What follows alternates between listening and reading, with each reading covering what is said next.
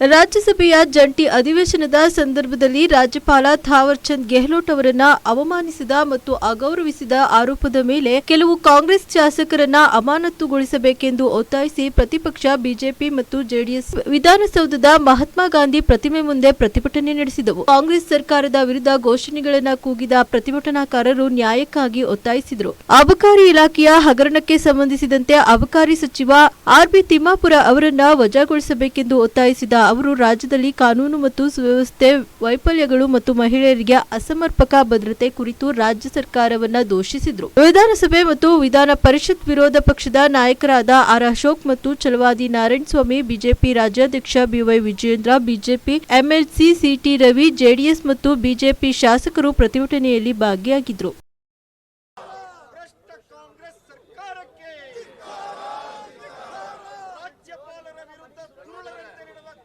ಶಾಸಕರಿಗೆ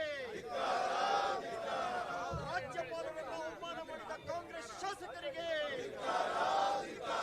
ರಾಜ್ಯಪಾಲರನ್ನು ಅವಮಾನ ಮಾಡಿದ ಕಾಂಗ್ರೆಸ್ ಶಾಸಕರಿಗೆ ಕಾಂಗ್ರೆಸ್ ಸರ್ಕಾರಕ್ಕೆ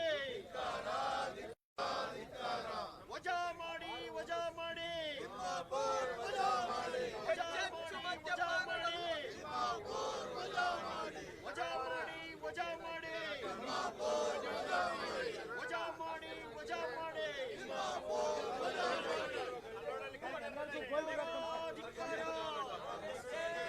ಅರೆಸ್ಟ್ ಮಾಡಿ ಅರೆಸ್ಟ್ ಮಾಡಿ ಭರತ್ ರೆಡ್ಡಿ ಅರೆಸ್ಟ್ ಮಾಡಿ ಅರೆಸ್ಟ್ ಮಾಡಿ ಅರೆಸ್ಟ್ ಮಾಡಿ ಭರತ್ ರೆಡ್ಡಿ ಅರೆಸ್ಟ್ ಮಾಡಿ ಗುಂಡಾ ಶಾಸಕರನ್ನ ಅರೆಸ್ಟ್ ಮಾಡಿ ಗುಂಡಾ ಭರತ್ ರೆಡ್ಡಿಗೆ ಅರೆಸ್ಟ್ ಮಾಡಿ ರಾಜೀನಾಮೆ ಕೊಡಿ ರಾಜೀನಾಮೆ ಕೊಡಿ ಆರ್.ಬಿ. ತಿಮ್ಮಾಪುರ ರಾಜೀನಾಮೆ ಕೊಡಿ ರಾಜೀನಾಮೆ ಕೊಡಿ ರಾಜೀನಾಮೆ ಕೊಡಿ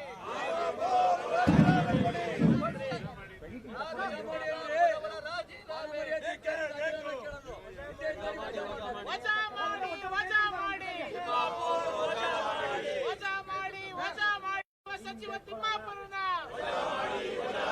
ವಜಾ ಮಾಡಿ ವಜಾ ಮಾಡಿ ವಜಾ ಮಾಡಿ ವಜಾ ವಜಾ ಮಾಡಿ ವಜಾ ಮಾಡಿ ಭ್ರಷ್ಟಾಚಾರದಲ್ಲಿ ಮುಳುಗಿರುವ ಕಾಂಗ್ರೆಸ್ ಸರ್ಕಾರಕ್ಕೆ ಭ್ರಷ್ಟಾಚಾರದಲ್ಲಿ ಮುಳುಗಿರುವ ಕಾಂಗ್ರೆಸ್ ಸರ್ಕಾರಕ್ಕೆ ಸರ್ಕಾರಕ್ಕೆ ಕಾಂಗ್ರೆಸ್ ಸರ್ಕಾರಕ್ಕೆ ಬೇಕೇ ಬೇಕು ನ್ಯಾಯ ಬೇಕು ತೊಲಗಲಿ. ವಿರೋಧ ಪಕ್ಷದ ನಾಯಕರಾಗಿರ್ತಕ್ಕಂಥ ಅಶೋಕ್ ಜಿ ಅವರೇ, ನಮ್ಮ ನಾಯಕರು, ನಮ್ಮ ಪಕ್ಷದ ಅಧ್ಯಕ್ಷರು ಆಗಿರ್ತಕ್ಕಂಥ ವಿಜಯೇಂದ್ರ ಅವರು,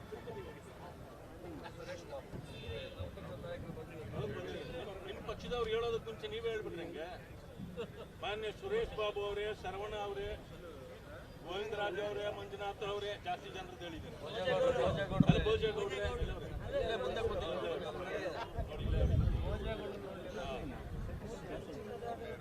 ಪತ್ರಿಕಾ ಮಾಧ್ಯಮದ ಮಿತ್ರರೇ, ಇವತ್ತು ರಾಜ್ಯದಲ್ಲಿರ್ತಕ್ಕಂಥದ್ದು ಒಂದು ದುಂಡಾವರ್ತಿ ಸರ್ಕಾರ, ಕಮಿಷನ್ ಸರ್ಕಾರ, ಕರಪ್ಷನ್ ಸರ್ಕಾರ, ಒಂದು ಲೂಟಿ ಸರ್ಕಾರ. ಇದನ್ನು ನಾವು ಹೇಳ್ತಿಲ್ಲ, ರಾಜ್ಯದಲ್ಲಿ ಜನ ಮಾತಾಡ್ತಿದ್ದಾರೆ.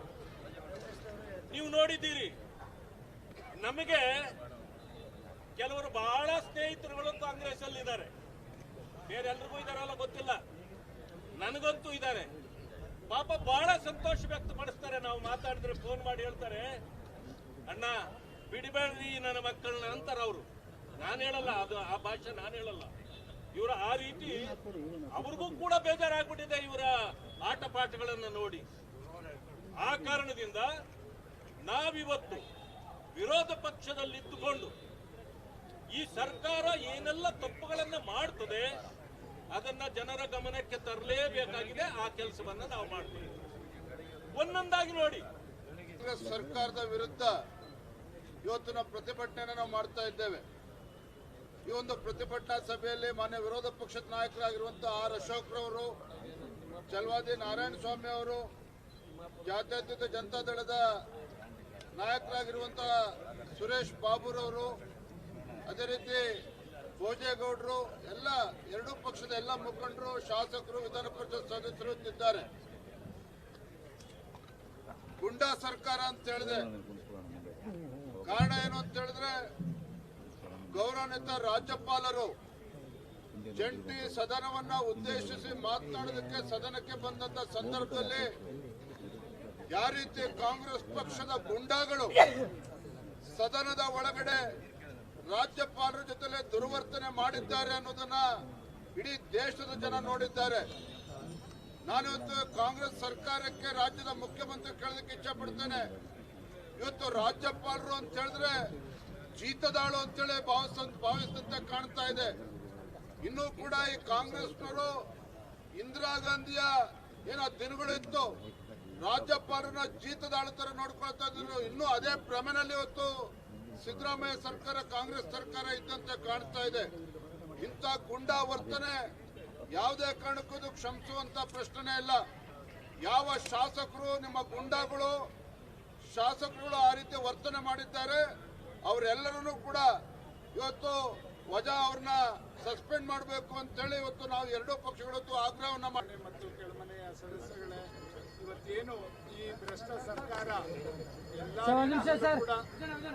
ಎಲ್ಲ ರೀತಿಯಲ್ಲೂ ಕೂಡ ಅವ್ಯವಹಾರ ಮಾಡ್ತಾ ಇರ್ತಕ್ಕಂಥದ್ದನ್ನ ನಾವೆಲ್ಲರೂ ಕೂಡ ನೋಡ್ತಾ ಇದ್ದೀವಿ. ಕಳೆದ 3 ವರ್ಷಗಳಿಂದ ಸತತವಾಗಿ ಒಂದಲ್ಲ ಒಂದು ರೀತಿಯಲ್ಲಿ ಸರ್ಕಾರದ ಬೊಕ್ಕಸವನ್ನ ಲೂಟಿ ಮಾಡದೆ ಇವ್ರ ಕರ್ತವ್ಯ ಆಗಿದೆ ಬಿಟ್ರೆ ಬೇರೆ ಇವರು ಯಾವುದೇ ಅಭಿವೃದ್ಧಿಗೆ ಇವರು ಗಮನ ಹರಿಸ್ತಾ ಇಲ್ಲ ಅಂತಕ್ಕಂಥದ್ದು ಜಗಜ್ಜಾಹೀರಾಗಿದೆ. ಇವತ್ತು ಸಾರ್ವಜನಿಕರು ಕೂಡ ಬೇಸತ್ತು ಹೋಗಿರ್ತಕ್ಕಂಥದ್ದನ್ನ ನಾವೆಲ್ಲರೂ ಕೂಡ ನೋಡ್ತೇವೆ.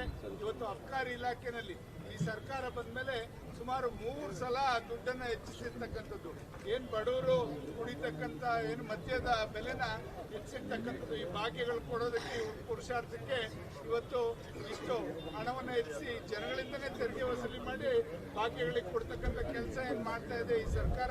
ಇದರಲ್ಲಿ ಸುಮಾರು 4 ರಿಂದ 6 ಸಾವಿರ ಹಣವನ್ನ ಇವತ್ತು ಲೂಟಿ ಮಾಡಿರ್ತಕ್ಕಂಥದ್ದು ಜಗಜ್ಜಾಹೀರಾಗಿದೆ. 6,000 ಕೋಟಿ ಹಣ ಲೂಟಿ ಆಗಿರ್ತಕ್ಕಂಥದ್ದು ಇವತ್ತು ಜಗಜ್ಜಾಹೀರಾಗಿದೆ. ಇವತ್ತು ಇಂಥ ಭ್ರಷ್ಟ ಮಂತ್ರಿಗಳನ್ನ ಇಟ್ಕೊಂಡು ನೀವು ಯಾವ ರೀತಿ ಸರ್ಕಾರ ನಡೆಸ್ತೀರಾ ಸ್ವಾಮಿ? ನಿಮ್ಗೇನಾದ್ರು ನೈತಿಕತೆ ಇದೆಯಾ ಅಂತಕ್ಕಂಥದ್ದನ್ನ ಸನ್ಮಾನ್ಯ ಮುಖ್ಯಮಂತ್ರಿಗಳನ್ನ ಕೇಳಲಿಕ್ಕೆ ಬಯಸ್ತೇನೆ. ಖಂಡಿತ ಇವತ್ತು ಇಂಥ ಭ್ರಷ್ಟರು ಇವತ್ತು ವಾಲ್ಮೀಕಿ ಹಗರಣದಲ್ಲೂ ಮಾಡಿದ್ರು, ಜೈಲಿಗೆ ಹೋಗಿ ಬಂದವ್ರಿಗೆ ಮತ್ತೆ ಅವ್ರಿಗೆಲ್ಲರಿಗೂ ಕೂಡ ಮಣೆ ಹಾಕ್ತಕ್ಕಂಥ ಕೆಲಸ ಮಾಡ್ತೀರಿ. ಮತ್ತೆ ಇಂಥ ಲೂಟಿ ಮಾಡಿದಂತ ಸಚಿವರನ್ನ ನೀವು ಇಟ್ಕೊಂಡು ಸರ್ಕಾರ ನಡೆಸ್ತೀರಿ. ಇದೆಲ್ಲ ಅಧಿಕಾರಿಗಳನ್ನ ದುರುಪಯೋಗ ಮಾಡಿಕೊಂಡು ಅವರಿಂದ ಮಾಡಬಾರದು ಕೆಲಸ ಮಾಡಿಸ್ತಕ್ಕಂಥದ್ದನ್ನ ಪರಿಪಾಠ ಮಾಡ್ಕೊಂಡಿದ್ದೀರಿ. ಈ ತರ ನಿಮ್ಮ ಅವ್ಯವಹಾರಗಳಿಗೆ ಕಡೆ ಆಗ್ತಕ್ಕ ಜೀವರ ಆಶೆ ಏನಿತ್ತು, ಲಿಕ್ಕರ್ ಅನ್ನ ಕಡಿಮೆ ಮಾಡಬೇಕು. ಆದ್ರೆ ಈ ಕಾಂಗ್ರೆಸ್ ಸರ್ಕಾರ ಬಂದ ಮೇಲೆ 2.5 ಕೋಟಿ ಒಂದೊಂದು ಲೈಸೆನ್ಸ್ಗೆ 2.5 ಕೋಟಿ ಹಣವನ್ನ ಕೊಡೋ ಮುಖಾಂತರ ಲಂಚ ತಗೊಂಡು ಸುಮಾರು ನಾವು ಹೇಳ್ತಾ ಇದ್ರಿ 2,000-3,000 ಕೋಟಿ. ಈಗ ಲಿಕ್ಕರ್ ಅಸೋಸಿಯೇಷನ್ ಏನಿದೆ ಅವರೇ ಹೇಳ್ತಾ ಇದ್ದಾರೆ ಕಂಪ್ಲೇಂಟ್ 6,000 ಅಧ್ಯಕ್ಷರು 6,000 ಕೋಟಿ ಇದುವರೆಗೂ ತಿಮ್ಮಾಪುರ ಅವರು ಕಲೆಕ್ಟ್ ಮಾಡಿದ್ದಾರೆ. ಈ ಹಣ ಯಾರಿಗೋಗಿದೆ? ತಿಮ್ಮಾಪುರ ಅವ್ರಿಗೆ ಎಷ್ಟು ಹೋಗಿದೆ, ಕಾಂಗ್ರೆಸ್ ಪಾರ್ಟಿಗೆ ಎಷ್ಟು ಹೋಗಿದೆ, ಮುಖ್ಯಮಂತ್ರಿಗೆ ಎಷ್ಟು ಹೋಗಿದೆ? ಈಗ ಆ ಲಿಕ್ಕರ್ ಅಧ್ಯಕ್ಷರು, ಅಸೋಸಿಯೇಷನ್ ಅಧ್ಯಕ್ಷರು ಈಗ ಮುಖ್ಯಮಂತ್ರಿಗಳನ್ನ ಭೇಟಿ ಮಾಡಿ ಮನವಿ ಕೊಟ್ಟರು. ಆದರೆ ಏನು ಉಪಯೋಗ ಆಗಲಿಲ್ಲ. 6 ತಿಂಗಳಿಂದ ನಾಳೆ ಬಾ ಅಂದ್ರು. ಈಗ ಅವರು ರಾಹುಲ್ ಗಾಂಧಿ ಅವರಿಗೆ ನಿಮ್ಮ ಸರ್ಕಾರದ ಮಾನ ಮರ್ಯಾದೆ ಕರ್ನಾಟಕದಲ್ಲಿ ಹೋಗ್ತಾ ಇದೆ, ಮಾನ ಮರ್ಯಾದೆ ಉಳಿಸ್ಕೊಳ್ಳಿ ಅಂತೇಳಿ ರಾಹುಲ್ ಗಾಂಧಿಗೆ ಹೋಗಿ ಭೇಟಿ ಮಾಡ್ತಾ ಇದ್ದಾರೆ, ಪ್ರಧಾನಮಂತ್ರಿಗೆ ಹೋಗಿ ಭೇಟಿ ಮಾಡ್ತಾ ಇದ್ದಾರೆ, ರಾಷ್ಟ್ರಪತಿಗೆ. ಅಂದ್ರೆ ಕರ್ನಾಟಕದ ಮಾನ ಮರ್ಯಾದೆಯನ್ನ ಈ ತಿಮ್ಮಾಪುರೆ ಅವರು ಮತ್ತೆ ಮುಖ್ಯಮಂತ್ರಿಗಳು ಹರಾಜು ಹಾಕ್ಬಿಟ್ಟಿದ್ದಾರೆ. ಇಡೀ ರಾಜ್ಯದಲ್ಲಿ ಬೀದಿಯಲ್ಲಿ ಲಿಕ್ಕರ್. ಮೊನ್ನೆ ಯಾರೋ ಹುಬ್ಳಿಯಲ್ಲಿ ಒಂದು ಸಮಾವೇಶ, ಮನೆ ಹಂಚಿಕೆ ಸಮಾವೇಶ, 1 ಲಕ್ಷ ಜನ ಸೇರಿದ್ದಾರೆ ಅಂದ್ರು. ಅಲ್ಲಿನ ಒಬ್ಬ ಇನ್ಸ್ಪೆಕ್ಟರ್ ಟ್ವೀಟ್ ಮಾಡಿದ್ದಾನೆ, ಎಣ್ಣೆ ತಗೊಂಬಂದು ಎಲ್ಲ ಹಂಚಿಬಿಡಿ ನೀವು. ಅಫಿಷಿಯಲ್ ಆಗಿ ಟ್ವೀಟ್ ಮಾಡಿದ್ದಾನೆ. ಅಫಿಷಿಯಲ್ ಆಗಿ ಅವರ ಟ್ವಿಟರ್ ಅಕೌಂಟ್ ಇಂದ ಇಲ್ಲಿ 1 ಲಕ್ಷ ಜನ ಬರ್ತಾ ಇದ್ದಾರೆ, ಎಲ್ಲವನ್ನ ಎಣ್ಣೆವನ್ನ ಹಂಚಿಬಿಡ್ರಿ, ಎಲ್ಲ ಖಾಲಿ ಮಾಡ್ಕೊಳ್ಳಿ ಅಂತೇಳಿ ಟ್ವೀಟ್ ಮಾಡಿರೋದನ್ನು ನಾವು ನೋಡ್ತಾ ಇದ್ರಿ. ಅಂದ್ರೆ ಈ ಸರ್ಕಾರ ಪಾಪರ್ ಆಗಿದೆ, ದುಡ್ಡಿಲ್ಲ, ಅಭಿವೃದ್ಧಿ ಕಾರ್ಯ ಕಣ ಇಲ್ಲ, ಗ್ಯಾರಂಟಿ ಕೂಡ ಕಣ ಇಲ್ಲ. ಅದಕ್ಕೆ ಈಗ ಮನೆಗೂ ಲಿಕ್ಕರ್ ಕೊಟ್ಟು ಜನಗಳನ್ನ ಹಾಳು ಮಾಡೋದ್ರ ಜೊತೆಗೆ ಇವತ್ತು ಲೂಟಿ ಹೊಡಿತಾ ಇದ್ದಾರೆ. ಇಂಥ ಭ್ರಷ್ಟ ಸರ್ಕಾರ ತೊಲಗೋಬೇಕು, ತಿಮ್ಮಾಪುರ ರಾಜೀನಾಮೆ ಕೊಡಬೇಕು. ಅವ್ರು ಕೊಟ್ಟಿಲ್ಲ ಅಂತ ಹೇಳಿದ್ರೆ ಮುಖ್ಯಮಂತ್ರಿಗಳಿಗೆ ಇದು ಟರ್ನ್ ಆಗ್ತೈತೆ. ಮುಖ್ಯಮಂತ್ರಿನೇ ಇದರಲ್ಲಿ ಭಾಗಿದಾರರು ಅಂತೇಳಿ ಜನ ಮಾತಾಡಕ್ಕೆ ಶುರುವಾಗಿದ್ದಾರೆ. ಅದಕ್ಕೆ ಮುಂಚೆ ನೀವು ರಾಜೀನಾಮೆ ತೆಗೆದುಕೊಂಡ್ರೆ ನೀವು ಬಚಾವಾತೀರ, ಇಲ್ಲ ಅಂದರೆ ಇದು ಮುಖ್ಯಮಂತ್ರಿನೇ ಇನ್ವಾಲ್ವ್ಮೆಂಟ್. ಅವ್ರು ಹೇಳಿದ್ದಾರೆ ಎಲ್ಲ, ನನಗೆ 3 ಜಿಲ್ಲೆ ಕೊಟ್ಟಿದ್ದಾರೆ ಅಷ್ಟೇ. ಅಬಕಾರಿ ಮಂತ್ರಿ ಅವರ ಬೆಂಬಲಿಗರು ಹೇಳ್ತಾ ಇರೋದು ನಮಗೆ 3 ಜಿಲ್ಲೆ ಕೊಟ್ಟಿದ್ದಾರೆ, ಇನ್ನು ಉಳಿದಂಥ 28 ಜಿಲ್ಲೆಗಳನ್ನು ಹೈಕಮಾಂಡೇ ಮೇಂಟೈನ್ ಮಾಡ್ತಾ ಇದೆ ಅಂತ ಹೇಳಿದ್ದಾರೆ ಅವರೆಲ್ಲ. ಇದು